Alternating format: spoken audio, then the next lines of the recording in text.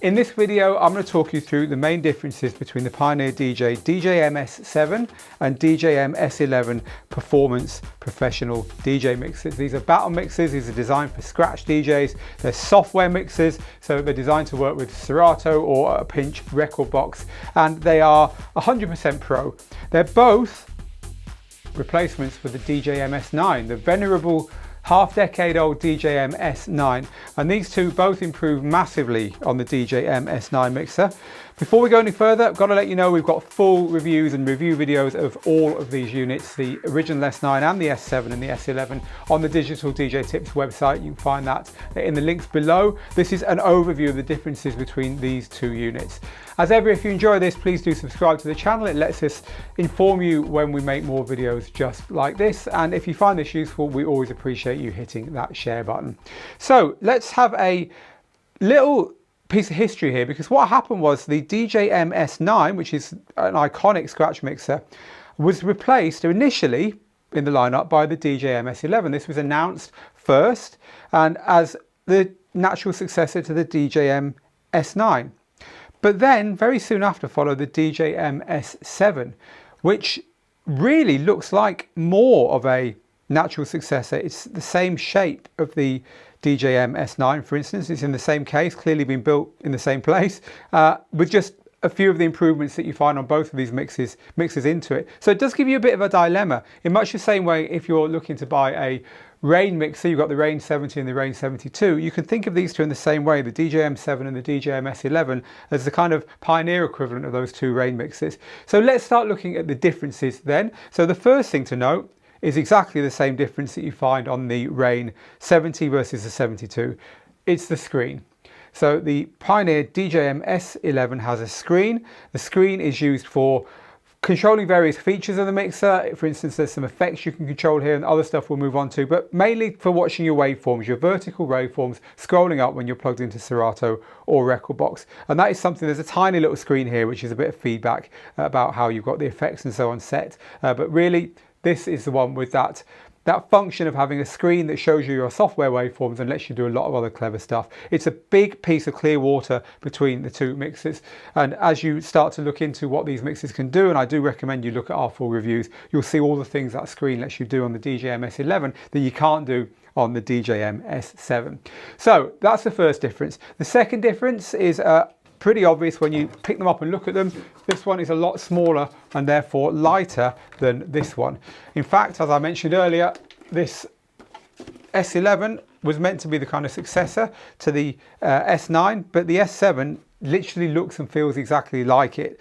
So, you know, if weight is an important thing for you, if size is an important thing for you, neither of them are particularly heavy. You know, they're very well built, but there's a lot of plastic in the cases, not like the installation mixers like the DJM-900 Nexus 2, which is really heavy. So, you know, these are both portable, but because of its size, the DJM-S11 is a bit more portable. So if you like to carry your own mixer, it's probably worth thinking about that. The second thing when we're talking about the kind of size and look of them is the layout. So the layout on this one is exactly the same as the layout on the DJM-S9, or at least extremely similar. Your muscle memory is still going to work on this mixer. You've still got the kind of way the faders are laid out here, the kind of almost traditional scratch way, where not the faders, the knobs, where you've got the 3 EQs and then you've got your filter and your trim to the side here. So everything's just going to feel where it should be. The load button's a bit bigger. There's a couple of other improvements, but basically it's the same mixer to play on. Whereas this one is different. They've gone back to the standard, you know, having your channels with the full,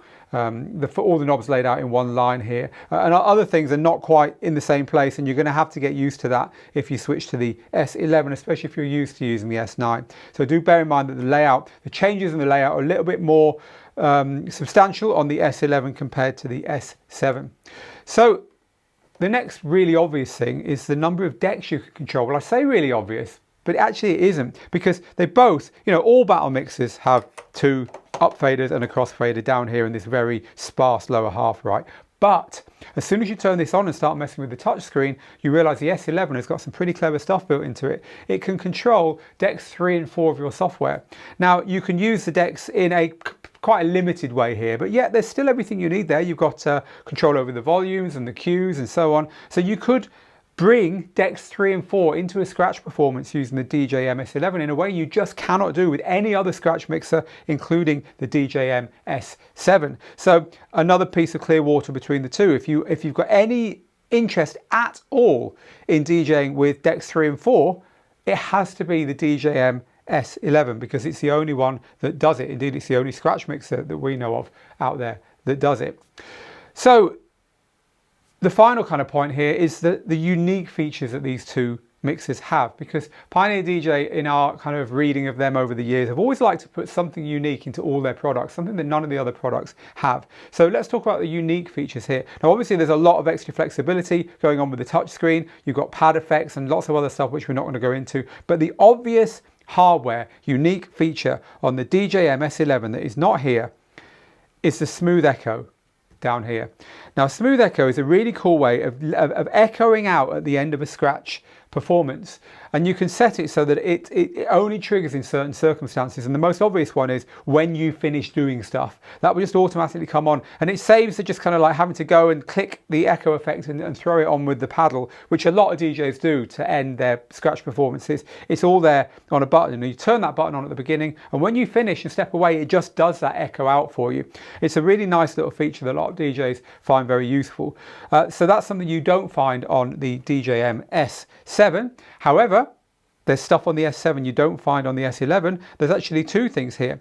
There is a way of using your paddles to trigger MIDI. It's called MIDI loop, and it's really cool. You can have progressive MIDI, like you could have echo, you could have loops and stuff like that going on the paddles. So I didn't mean echo, I meant loop. So loop is a good example. You can have a loop that's like a loop roll but controlled on the paddles, but you can tie it to anything that is controllable in MIDI in your software, and we demo this in our review of this, and it's pretty cool. So do go and have a look at the DJM-S7 review on the Digital DJ Tips site to get a demo of that from our tutor Pri Yonjoni.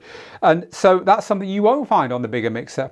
And so if you like the look of that and you want it, well, it's gonna sway you. And this one has also got a Bluetooth section in it, so you can have Bluetooth going into this mixer. So for instance, if you wanted to have a backup source on a phone just sat there in case, you can hit play, you don't need to wire it in, and it'll take over the music. But I think more interestingly, you could have some beats on your phone, so you could be sat there on your phone with one of the Beats apps just playing about creating a beat or a groove, and then you could just quickly Bluetooth it into your mixer and scratch over it.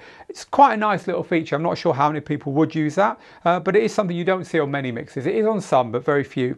So that's the two things that are different about the DJM-S7 over the DJM-S11. So which of these two pretty wonderful mixers is the best? Well, the one thing you are going to want to remember when you're looking at these mixers is the price. The smaller DJM-S7 is actually cheaper than the DJM-S9. It's $13.99. And so that makes it, in Pioneer kind of language, a bit of a bargain. Whereas the DJM-S11 is priced as a flagship Pro mixer would be at $19.99. So there's a $600 difference between these two mixers. Now that is not an insubstantial amount of money. And especially when you've heard now that the differences between them, some of them aren't necessarily clear cut. You know, you might want a smaller mixer. You might not care about channels 3 and 4 and all that extra stuff. You might find a touch screen to be a distraction. And you might really like the idea of the MIDI loop feature. Well, that's going to push you towards the S7. But if you like the extra flexibility of controlling more decks, if you're always echoing out your performances and you love the idea of having that automated for you, or you just want the flagship, you just want the very latest technology, then you're going to push towards the S11 and take that $600 hit. The truth is, these are both absolutely wonderful scratch battle mixers. You won't go wrong with either of them, but hopefully now that you've had a talk through of the differences between them, you've got a better idea as to whether it's worth blowing the extra $600 to get the S11, or whether the smaller, lighter, and extremely capable S7 is actually going to be fine for you. Again, full reviews of all these mixers, both the S7 and the S11 and the previous S9, are available on the Digital DJ Tips website. There are links underneath to that. If you've got any questions about these mixers, we've got them in the studio. We can answer those questions for you. So just ask them underneath either the article, if this is the embed you're watching, or underneath the YouTube video if you're watching this directly on YouTube. We'd absolutely love to help you with that. But meanwhile, from me, Phil, here in the Digital DJ Tips studio, subscribe please if you enjoyed this. Get good, get out there and make the moments, and I'll see you again with another product talk through very soon.